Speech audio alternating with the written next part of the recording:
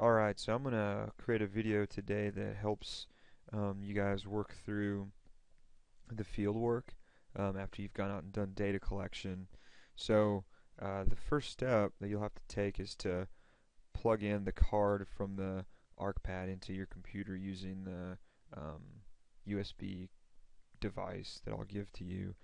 The way that everything is set up, I have the folder up in here, is in 2013 is where all the field work is. Um, and let's just for now look at Tom's Creek Upper because that's the one I've been working on. So what I'll do, and I probably should have deleted these already, but the pipes working and the SW structures shape files are the ones that you'll need.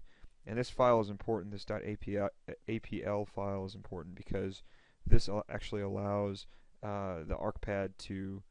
It's a kind of a form setup for the ArcPad. So I'll make sure that that's where it needs to be before I take off. So let's go ahead and open ArcMap.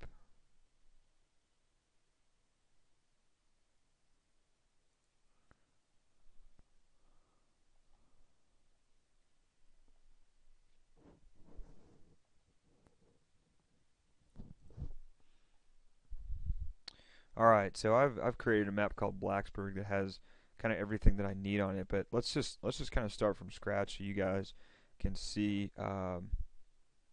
what you're going to need to make this field work happen. So let's just do cancel here. I've got all my folder connections set up already. I would suggest that you go ahead and map to the W directory, which is I guess the Blacksburg Stormwater directory on my computer. I have a mapped connection to the G drive, which is what I was just showing you guys. It's where the field data work is.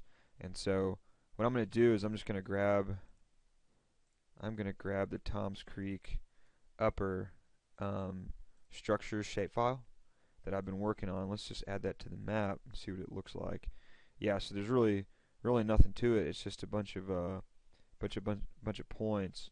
So let's grab some aerial imagery, and the way that I do that is using Bing's Maps server, which I actually have saved on the desktop. I probably could stand to put that on the network somewhere, and I will do that. But if you just drag it over, it provides us some aerial imagery for us, which is very nice. So what we can do is just kind of walk through the pipe stub procedure and how all that works. So I have created a, let's make this a different color.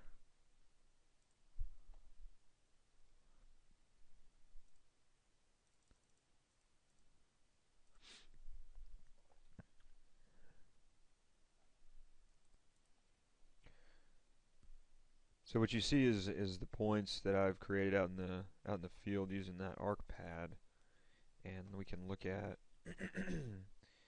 the attribute table. So I've got all the data stored in there. Let's look specifically at one that at some points that I have worked on just recently. I guess that's not what we want. Let's do 524.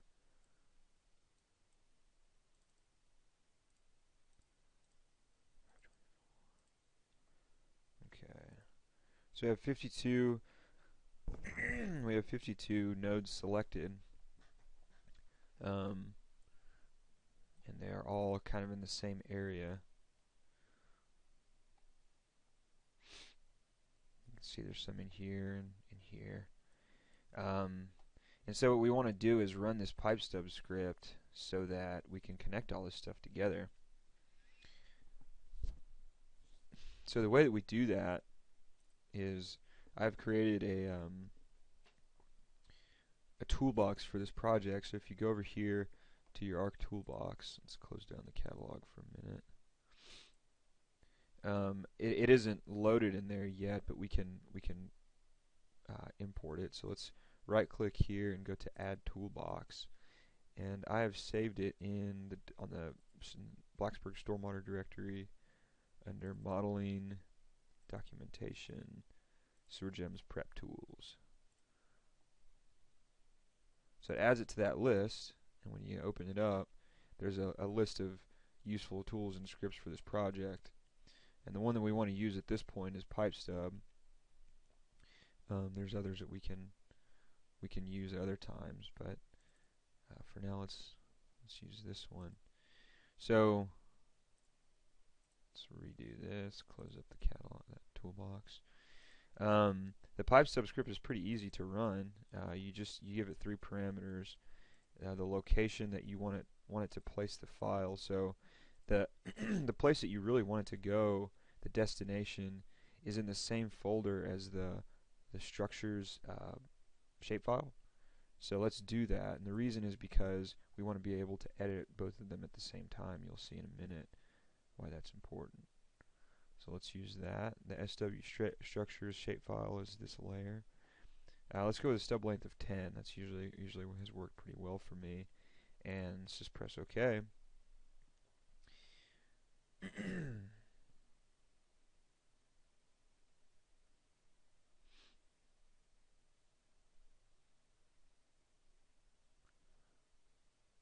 Okay.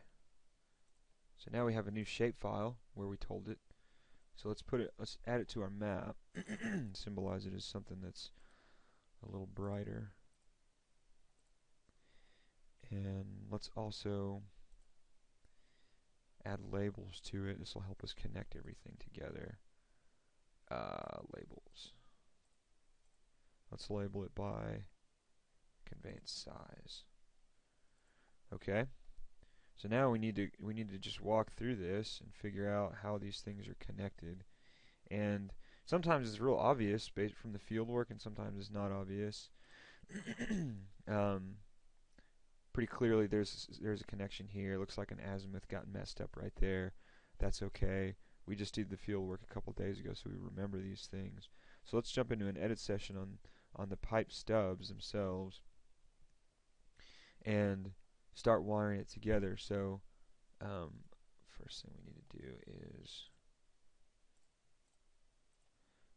okay, so clearly these two are connected, but just to make sure, let's select both of them and let's open the attribute table here for them and look at the two of them. And I usually like to keep the attribute table open so I can look back and forth at what I'm doing, kind of resize it and put it on the bottom here. That is way too big.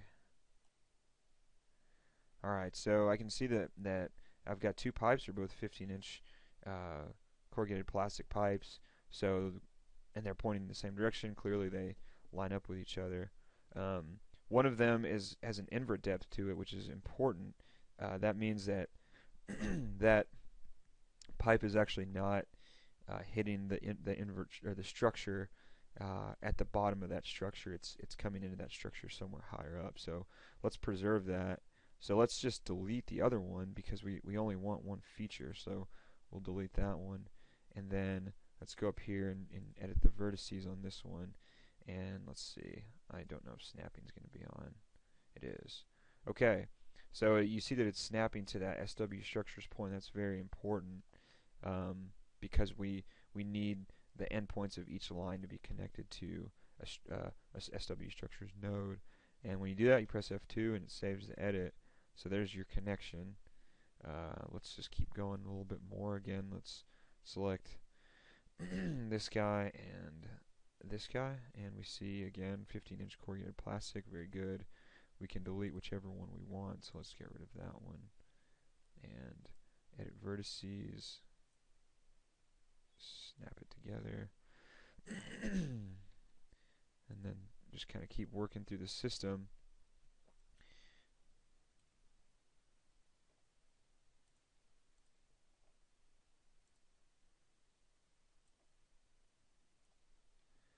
So once you get a few of them connected, you can kind of figure out how everything is wired up, and sometimes it's necessary to make an assumption about how something is connected, and other times you just need to go out to the field again and revisit it and see if you're confused about how something is connected or whatever, just check it again. But it's pretty cut and dry. Once you are finished editing, you go here and you tell it stop editing. Yes. Um, and so now I have connected all the pipes that I've done for 520. Well, it was actually 525. I used today's date instead. But uh, anyway, I've only done 1 day's worth of field data refinement. So I actually have to append that to the pipes working shapefile, which I'll show you how to do, but I won't actually do it because I don't want to mess up my file. So I don't remember where the append is, but let's go in here and use the search tool to find it. It's the first one, so let's do that. Okay. Um,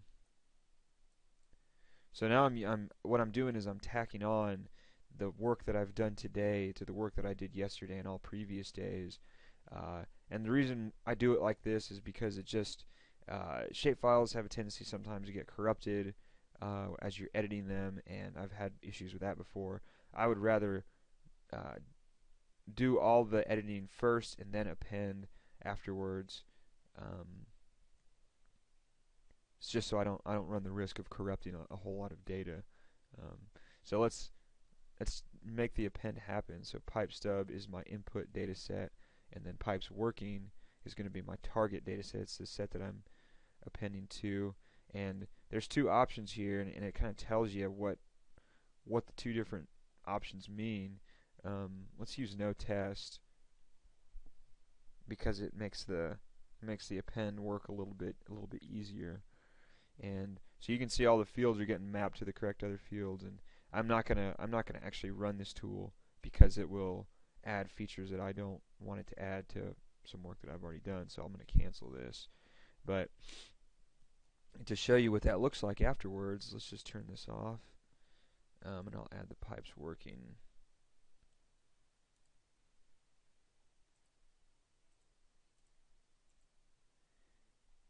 That's the current pipes working feature class or shapefile, I suppose, that I've created, and so you can see that there's already a pretty comprehensive network of storm sewer pipes and streams that are wired up. Um,